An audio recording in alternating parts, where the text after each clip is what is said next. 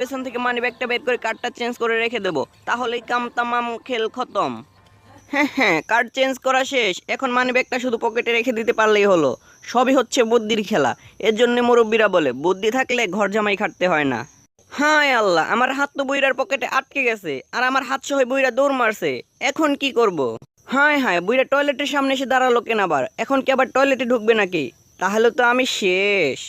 না শালার, এই বুইড়া তো সত্যি সত্যি টয়লেট করতে ঢুকে যাচ্ছে, আর এদিকে আমি হাতও বের করতে পারছি না। কি যে করি!